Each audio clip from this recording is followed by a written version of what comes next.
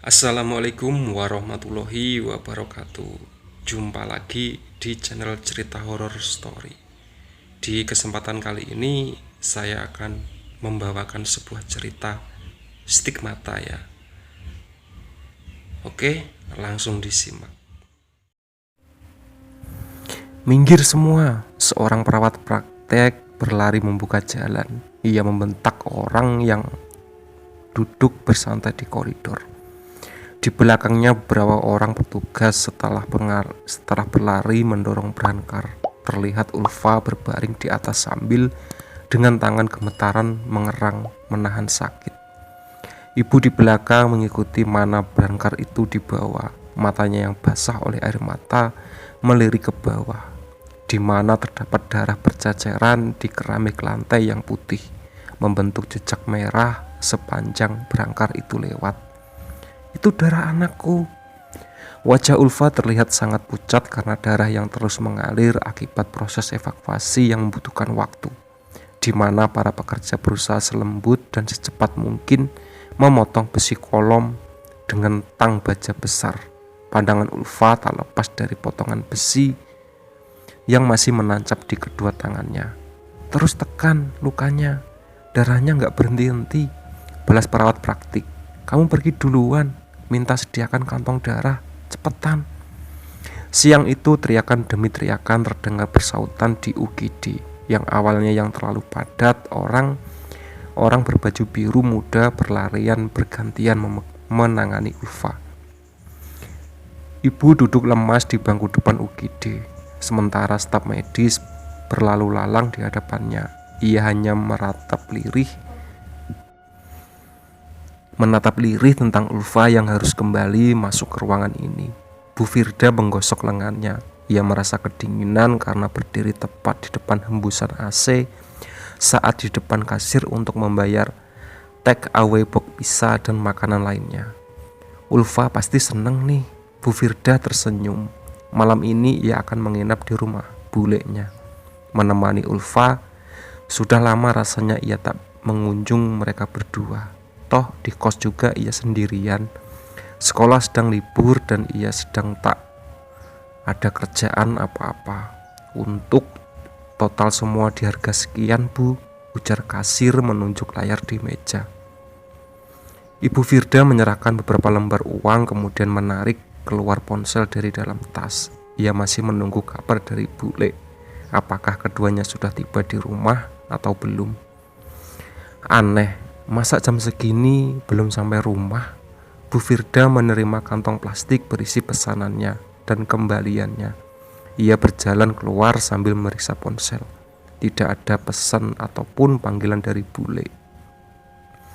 Bu Firda pun berinisiatif untuk menghubunginya. Berapa lama telepon berdering tanpa ada jawaban. Ia mencoba sekali lagi. Kali ini Bule menjawab panggilannya. Halo Bule, apa sudah sampai rumah? Tanya Bu Firda sambil duduk di atas motor metiknya. Tangannya baru saja hendak memutar kunci motor, namun berhenti karena mendengar suara isakan bulenya. Halo Bule. Dengan suara terbata, Bule memberi kabar bahwa Ulfa tak jadi keluar rumah sakit. Ia juga menceritakan tentang kejadian mengerikan yang menimpa Ulfa tadi siang. Bu Firda hanya bisa memotong mendengar gambaran kejadian yang diceritakan Bule. Innalillahi, Ulfa.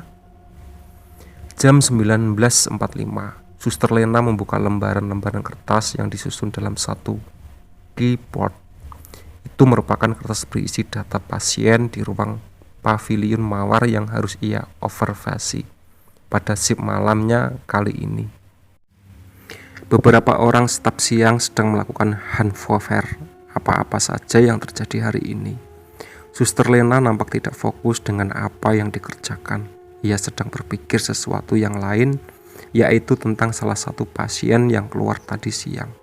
Dia bermimpi berada di Bukit Tandus dengan 3 tiang kayu. Dia mengetahui kapan saat-saat terakhir seseorang. Suster Lena bergumam pelan sambil membuat coretan kecil di sudut kosong kertas di tangannya, dan dia menyembuhkan sakit di telinga seorang anak kecil. Len, panggil salah satu staf yang sedang memberikan Handover. Iya, Suster Lena meletakkan pensilnya, menatap staf tersebut. Ah, iya, sorry. Staf tersebut melanjutkan hardware-nya. Next, di ruang mawar 2A, pasien bernama Ulfa yang harusnya pulang tadi siang masuk lagi sore ini setelah mengalami kejadian di area konstruksi gedung baru. Suster Lena mengangkat alis. Tunggu. Pasien mengalami puncture di arah telapak tangan dan sedikit pada fraktur pada metakarpal 2 dan 3 akibat tertusuk besi kolom. Suster Lena segera membaca file pasien mawar 2A. Ia membaca dengan seksama semua keterangan yang ada di catatan tersebut. Tidak salah lagi. Ini Ulfa yang sama dan masuk di kamar yang sama karena sekali lagi mengalami kejadian yang hampir merenggut nyawa. Apa-apaan? Suster Lena menatap lekat lembaran tersebut. Ini gila. Seusai proses pergantian shift, Suster Lena meminta izin untuk meninggalkan tempat sebentar. Ia bergegas menuju ruang mawar 2 dengan jantung berdebar. Masa sih? Permisi. Suster Lena mengetuk pintu dan mendorongnya terbuka. Di dalam nampak Ulfa duduk di ranjang berangker dengan Bu Firda yang tengah menyuapinya makan. Suster Lena, Ulfa tersenyum ketika mengetahui siapa yang datang. Hei kalian. Suster Lena mengangguk. Aku sudah dengar kejadian dari teman-temanku. Kok bisa? Ulfa menggelengkan kepala, menandakan bahwa ia tidak ingin bercerita tentang itu. Ia hanya ingin mengangkat kedua tangannya ke arah suster. Lena sambil tertawa. Intinya ya gitu. Kedua tanganku tadi lubang. Mereka bilang dia beruntung cuma mengalami luka seperti ini. Bu Firda menggelengkan kepalanya heran. Dia sangat beruntung, ujar Suster Lena mengangguk. Ia berjalan mendekat, memegang tangan Ulfa. Tatapannya lekat kedua tangan yang dibalut perban tebal itu. Lalu pandangannya mengarah ke perban di kepala dan pungut Ulfa. Suster Lena berpikir sejenak, ada sesuatu yang agak familiar baginya mengenai ini. Lalu tiba-tiba saja ia menarik nafas panjang, matanya melebar. Nampaknya Suster Lena menyadari hal itu. Baiklah, jadi cukup sampai di sini acara ibadat kita hari ini, ujar seorang muda di atas mimbar. Ia berperawakan sedang, berusaha sekitar awal 30-an. Sebuah salib besar tergantung di tembok belakangnya dengan pot bunga-bunga di bawah kanan kiri. Pastor Yeri memandang wajah Kristus pada salib tersebut. Lalu ia berbalik memandang wajah-wajah para jemaatnya. Berkah dalam, ujarnya sambil tersenyum. Berkah dalam, balas para jemaat. Satu persatu dari mereka meninggalkan ruangan setelah bersalaman dengan Pastor Yeri. Gereja telah sepi dari para jemaat, namun terlihat Pastor Yeri masih di lokasi. Ia sedang sibuk merapikan berkas-berkas khotbah dan perlengkapan lainnya. Ia tak menyadari ada seorang laki-laki paruh baya berjalan mendekat. Aduh Pak Yeri, biar saja, ujar orang tua itu. Pastor Yeri menoleh. Ah Pak Yusuf, tidak apa-apa, ini sebentar lagi selesai. Tapi Pak, ini pekerjaan saya. Pak Yusuf mengangguk sopan dan segera membantu Pastor Yeri membereskan perlengkapan.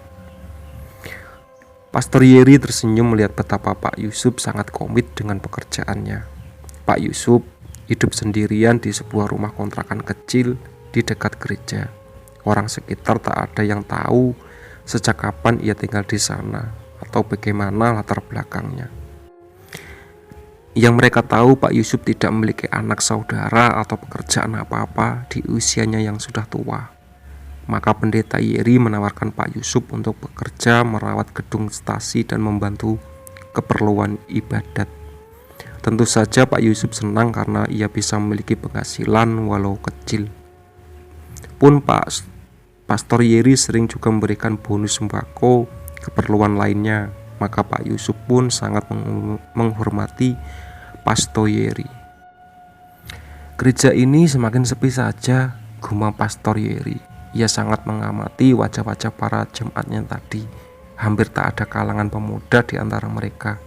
Apa mungkin saya kurang berbakat menjadi khutbahnya? Pak Yeri, menurut saya sampean bagus kok dalam memberikan materi peribadatan. Pak Yusuf berusaha membangkitkan semangat pastor muda itu. Buktinya para jemaat sampean kelihatan semangat kok.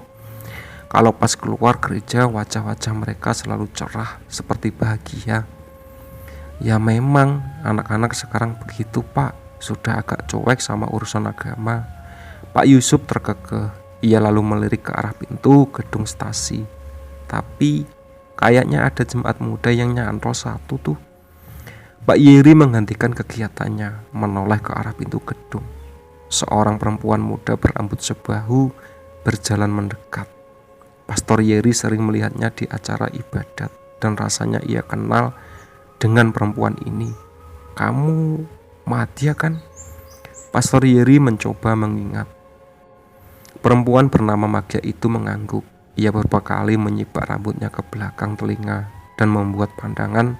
Nampaknya ia ingin berkata sesuatu namun ragu-ragu. Ada yang bisa saya bantu? Magnia menarik nafas panjang kemudian berdehem. Ini mungkin entah sayanya yang salah mengartikan soal ini. Mungkin cuma dugaan saya saja. Iya, Pastor Yeri dan Pak Yusuf menunggu perempuan itu melanjutkan. Tapi saya ingin cerita tentang seorang kepada pastor. Ulfa menarik nafas panjang saat ia membuka mata. Beberapa lama pandangannya terpaku pada langit-langit kamar rawat yang mulai biasa baginya. Ulfa berdehem. Berapa kali ia merasai tenggorokannya yang kering. Tangannya terjulur hendak meraih botol air mineral di meja samping. Nih Bu, Firda meraih botol ibu, membuka tutupnya dan menyerahkan pada Ulfa. Makasih Bu. Ulfa menundukkan dirinya, memegangi botol itu dengan pangkal tangan karena telapak tangannya yang selesai dijahit terasa sakit ketika digunakan memegang sesuatu. Ulfa langsung menenggak isi botol itu dengan tekukan besar. Bu Firda duduk bersandar pada kursi, melipat lengannya. Kalau minum pelan-pelan. Selesai minum, Ulfa memberikan botolnya kepada Bu Firda. Ia memandang wali kelasnya itu sejenak. Aku ini kenapa ya Bu? Iya, Bu Firda menoleh. Ya maksudku kok bisa-bisanya mengalami 2 kali kejadian kayak gini berturut-turut. Rasanya aneh gitu. Terus ini luka-luka ini. Ulfa menunjuk kepala dan tangannya. Bu Firda mengulurkan tangannya dan mendekap Ulfa lembut. Sudah, jangan mikir aneh-aneh. Kamu istirahat yang banyak biar cepat sembuh. Kasihan bulekmu pusing kerja sendirian di rumah. Iya Bu. Tapi Ulfa masih belum puas. Kenapa kok aku dikasih kayak gini? Aku salah apa? Dosa apa? Aku gak pernah berbuat aneh-aneh. Bu Firda membelai kepala dan punggung Ulfa. Sudah Nduk, bukan kapasitas kita buat mikir sampai ke sana. Sebuah senyum tipis tergambar di bibir Ulfa. Ia merasa sedikit tenang dengan perlakuan Bu Firda. Selamat malam. Suster Lena mengetuk pintu dari luar. Lalu ia muncul memandang ke arah Ulfa dan Bu Firda. Apakah aku mengganggu kalian? Bu Firda tertawa. Tentu saja tidak. Kenapa suster? Suster Lena berjalan untuk membawa nampan makan malam untuk Ulfa. Di belakangnya ikut makan seorang laki-laki berkemeja hitam. Di kerahnya ada semacam plastik berwarna putih. Ini Pastor Yeri yang biasa memimpin idat di gerejaku. Suster Lena membekalkan orang yang di belakangnya. Ia meletakkan nampan makan malam Ulfa di meja. Pastor Yeri tersenyum berkenalan pada Bu Firda. Kamu pasti yang bernama Ulfa. Pastor Yeri memandangi Ulfa selama beberapa saat. Magdalena bercerita kepadaku tentang kamu. Ulfa memandang ke arah Suster Lena, lalu ke arah Pastor Yeri. Cerita tentang aku. Pastor Yeri mengamati suasana di dalam ruangan. Setelah memastikan tak ada orang selain mereka, ia meraih kursi dan duduk di samping Bu Firda. Aku tahu harus mulai dari mana. Pastor Yeri menunjuk kepala dan tangan Ulfa. Aku cuma ingin melihat sendiriku luka-luka itu. Ini. Ulfa mengangkat kedua tangannya yang diperban tebal. Ia membulak-balikkan tangannya. Memang ada apa dengan ini? Bu Firda tak bisa bicara sepatah kata. Nampaknya ia juga tertarik dengan apa yang hendak dibicarakan Pastor Yeri. Apa kamu pernah dengar tentang stigmata? Gereja Stasti adalah gereja berukuran sedang untuk melayani jemaat dalam satu desa atau kelurahan dengan jumlah penganut Katolik agak banyak. Kelurahan dengan jumlah pengikut Katoliknya agak banyak. Jika gereja besar setingkat kota dianggap masjid agung, gereja Stasti bisa dianggap sebagai musola. Apa kamu pernah dengar tentang stigmata? Stigmata. Bu Firda dan Ulfa saling berpandangan. Lubang pernapasan yang menyebar di permukaan daun, batang dan akar tumbuhan. Ulfa mencoba mengingat pelajaran di sekolah. Itu stomata, larat Bu Firda. Pastor Yeri tertawa mendengar jawaban Ulfa. Ia menyadarkan lengannya di kaki ranjang Ulfa. Kalian berdua ini beragama Islam ya? Bu Firda dan Ulfa mengangguk singkat. Apa kalian tahu tentang kisah kesengsaraan Kristus atau bagaimana keadaan saat ia disalib? Bu Firda menggeleng. Yang kami tahu tentang saja kisah dari sudut pandang Islam. Itu pun tidak mendetail dan sepertinya sangat berbeda dengan dari sudut pandang Kristen. Pastor Yeri mengangguk. Akan aku ceritakan secara singkat dari sudut pandang kami. Kamu dengerin sambil makan ya Ulfa. Lalu minum obatnya. Suster Lena membuka urap plastik di piring makan malam Ulfa. Bu Firda menerima piring itu dan menyuapkan sesendok makanan kepada Ulfa. Sebelumnya aku tegaskan bahwa tak ada maksud untuk memaksakan keyakinanku kepada kalian. Anggap saja ini sebagai tambahan referensi tentang kalian Kristus dan agama kami. Pastor Yeri membuat tanda kutip dengan kedua tangannya. Bu Firda mengangguk paham sambil menyuapi Ulfa makan. Pastor Yeri menatap Suster Lena sekilas, lalu ia mulai cerita. Pada dini hari sebelum kematian Kristus, ia ditangkap oleh orang-orang kiriman imam Yahudi yang menolak mengaku Kristus sebagai Mesias, Al-Masih atau Juru Selamat. Karena dihianati oleh muridnya yang bernama Yudas, gumam Bu Firda. Untuk bagian ini masih tahu ceritanya. Pastor Yeri mengangguk. Mereka membawanya kepada Pilatus, perwakilan pemerintah Romawi yang berwenang di Yerusalem. Mereka meminta Kristus disalib mati. Pilatus sendiri tak merasa Kristus pantas dihukum mati, maka ia memberikan hukuman lain, yaitu mencabuk Kristus di depan orang dan imam Israel.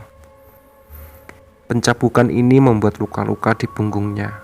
Pikiran Bu Firda sesaat teralih ke luka-luka di punggung Ulfa yang pernah dilihatnya saat membantunya ganti baju. Memang luka gesekan aspal itu juga tidak dipikir-pikir, seperti bekas dicambuk berkali-kali. Lalu para algojo Romawi menatapkan batang sulur berduri yang dibentuk seperti mahkota sebagai penghinaan kepada Kristus atas klaimnya sebagai raja kaum Yahudi. Ini membuat luka-luka di kepalanya. Mata Bu Firda mencuri pandang ke arah kepala Ulfa. Di balik perban itu, ia pernah melihat bekas jahitan yang sedikit mencuat, seperti duri-duri di sepanjang dahi Ulfa. Tapi para imam Yahudi tak puas. Mereka berkeras ingin Kristus dihukum salib. Mereka mengancam akan mengerahkan orang-orang Israel untuk memberontak. Maka dengan terpaksa Pilatus mengabulkan permintaan mereka, menghukum mati Kristus dengan cara disalib, yaitu dengan menempa kedua tangan Kristus di tiang kayu yang membuat lubang di tangannya. Bu Firda menelan ludah. Ia memang tak pernah melihat luka di tangan Ulfa, tapi ia yakin luka karena besi yang menembus tangannya pasti membuat lubang itu di tangan Ulfa. Kok bisa? Luka di punggung, kepala, dan kedua tangan, Ulfa berlirih seakan mulai menyadari sesuatu. Di seluruh dunia, ada beberapa orang-orang yang memiliki tanda atau luka pada bagian tubuh tertentu, yang sama dengan luka pada saat Kristus disalib. Kami menyebut fenomena ini sebagai stigmata. Tapi luka-luka ini ada karena aku mengalami kecelakaan, Pak, ucap Ulfa sedikit tergagap. Ia pun menceritakan sekilas tentang bagaimana luka-luka itu didapatkan. Pastor Yeri diam mendengarkan cerita Ulfa dengan seksama. Ia nampak berpikir tentang sesuatu. Jadi, luka-luka karena kecelakaan ini kebetulan saja letaknya yang sama, ya kan, Bu? Ulfa menoleh ke arah ibu, seakan meminta pendapatnya. Bu Firda hanya diam tak menjawab, sebab ia sendiri sedang berusaha mencerna apa yang sedang terjadi. Mungkin saja ia kebetulan. Pastor Yeri mengangguk paham. Magda pernah bercerita bahwa kamu bermimpi-mimpi aneh. Benar? Iya, coba kamu ceritakan juga. Suster Lena mengangguk kepada Ulfa. Ulfa pun menceritakan tentang mimpi yang berulang tentang bukit tandus dan panas, kota di bawahnya, dan 3 tiang kayu. Pastor Yeri menatap Ulfa seakan tak percaya dengan apa yang baru saja didengarnya. Ia terdiam berapa lama. Kenapa? Aku menduga kamu bermimpi tentang bukit Golgata. Ulfa mengenyitkan wajah dan menggeleng, menandakan bahwa ia sama sekali tak tahu tentang itu. Golgota adalah bukit berbatu tempat Kristus dihukum salib, yang menurut literatur berada di luar kota Yerusalem. Seperti yang kalian tahu tentang keadaan Israel dan Palestina, daerahnya tandus dan panas. Lalu di saat kematian Kristus ada 3 salib yang didirikan di atas bukit itu. Kristus disalib bersama 2 orang pencuri yang dihukum di kanan kirinya. Pencuri yang satunya menghinanya, pencuri yang lain memohon ampunannya. Mungkin itu 3 tiang kayu yang kamu mimpikan, ucap Pastor Yeri tentang mimpi Ulfa. Tapi itu cuma mimpi, ya kan, Bu? Ulfa sekali lagi meminta pembenaran dari Bu Firda. Ia merasa sedikit panik ketika tiba-tiba yang terjadi padanya dikaitkan dengan Tuhan dari agama yang tidak diyakininya. Bu Firda masih berdiri diam saja. Rasanya semua terlalu tidak biasa untuk disebut cuma. Apa mungkin kamu pernah membaca atau belajar tentang Kristus? Buat apa? Itu gak ada dalam pelajaran di madrasah kok. Ulfa setengah teriak. Barangkali kamu pernah. Pokoknya aku gak tahu. Aku gak pernah dengar dan aku gak pernah belajar tentang Kristus. Ulfa setengah teriak. Pastor Yeri menarik nafas panjang. Maria, Ulfa. Pastor Yeri membaca kartu identitas pasien yang menggantung di bagian kaki berangkar. Bahkan ada nama sang Bunda Suci dalam namamu. Ya mana aku tahu. Tanya ibuku. Kenapa kasih nama itu? Seru Ulfa dengan sedikit defensif. Aku rasa lebih baik kita bicara di luar soal ini, ujar Bu Firda dengan Pastor Yeri. Ia bisa merasakan nada tak ramah dalam bicara Ulfa. Bu Firda menoleh ke arah Suster Lena, memberi tanda kepadanya untuk menjaga Ulfa sebentar. Pastor Yeri mengikuti Bu Firda berjalan menuju luar kamar rawat. 3 kali, gumam Pastor Yeri saat mereka berdua berada di luar kamar rawat. Iya, Ulfa menolak Kristus sebanyak 3 kali. Pastor Yeri menatap mata Bu Firda lekat. Iya, Ulfa menolak Kristus sebanyak 3 kali. Pastor Yeri menatap mata Bu Firda lekat. Salah satu murid Kristus yang bernama St. Petrus pernah menyangkal bahwa ia mengenal Kristus sebanyak 3 kali karena ia tak ingin dianggap bersamanya. Apa maumu? Bu Firda menatap tajam ke arah Pastor Yeri. Kamu sudah melihat luka-luka di tubuh Ulfa. Lalu apa maumu sekarang? Tidak ada. Aku hanya ingin melihatnya secara langsung. Setelah mendengar cerita Magdalena, Pastor Yeri menggeleng kepala. Sebab mungkin saja aku harus melapor pihak gereja. Untuk apa? Stigmata adalah tanda keilahian bagi kami, tanda bahwa seorang berbagi derita dan rasa sakit dengan Kristus. Itu adalah anugerah bagi orang-orang yang menyerahkan dirinya kepadanya.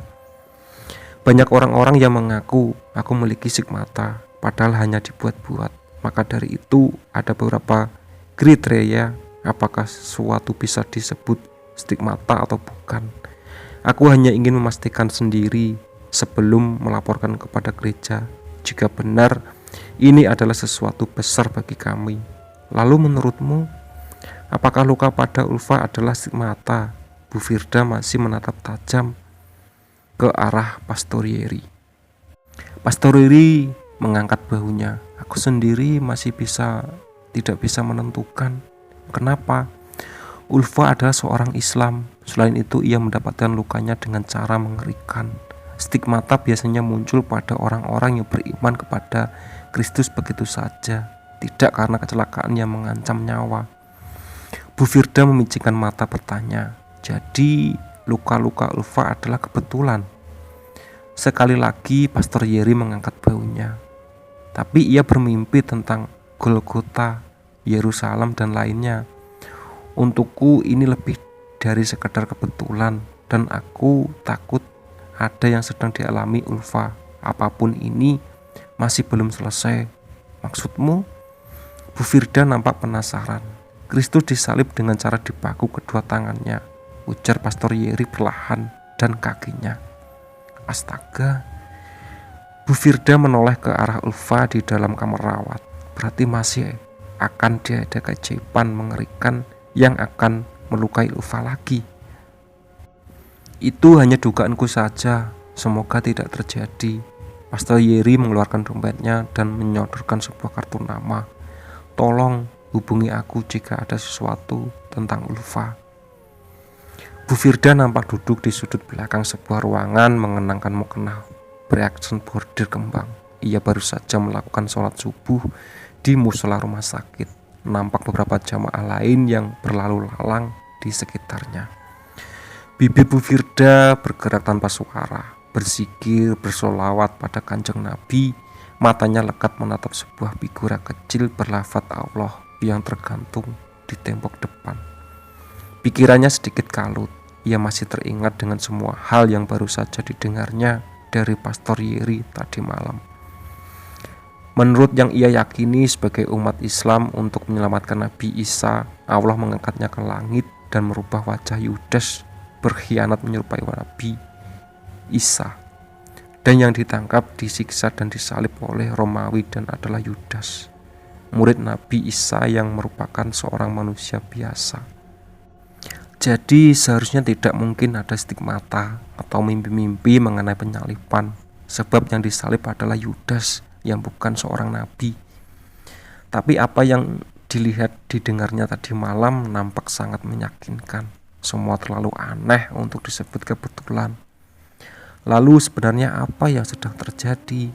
Apakah tanda-tanda semacam ini menunjukkan bahwa selama ini yang ia yakini salah? Astagfirullah.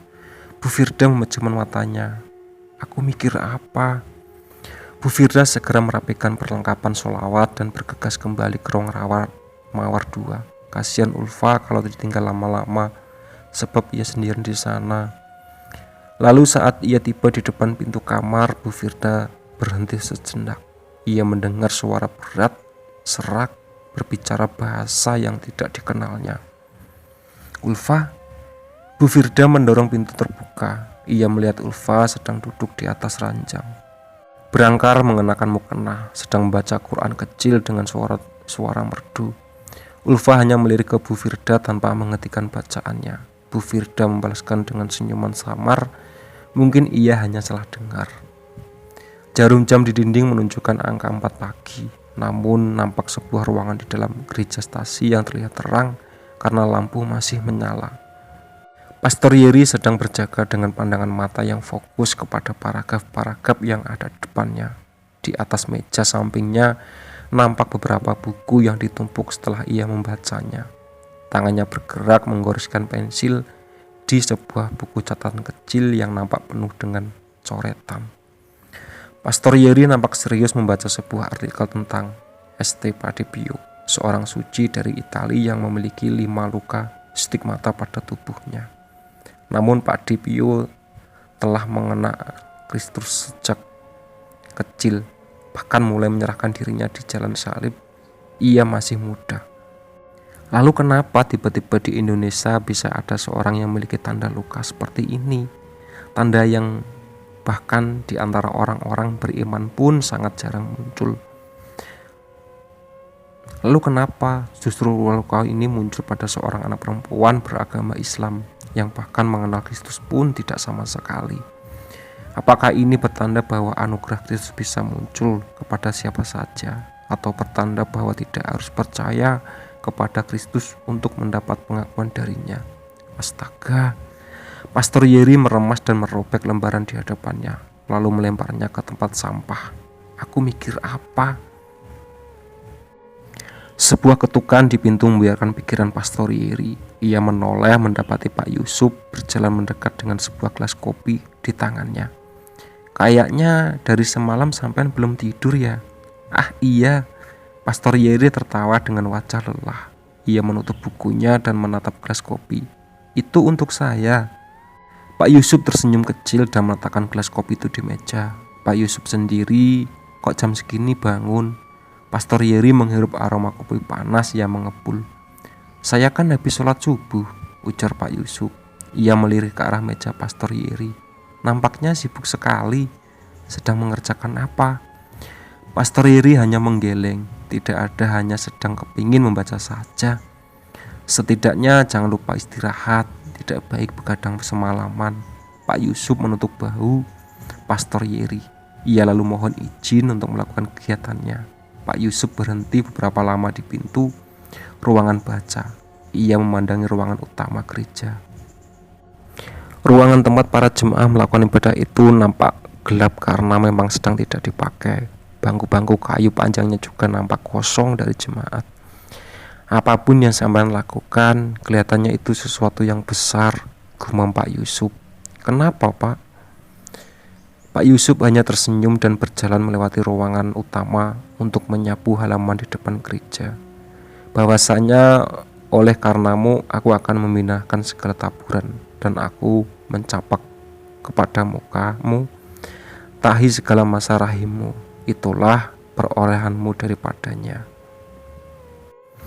Oke, ya itu tadi cerita dari Stigmata. Ditunggu part selanjutnya. Oke.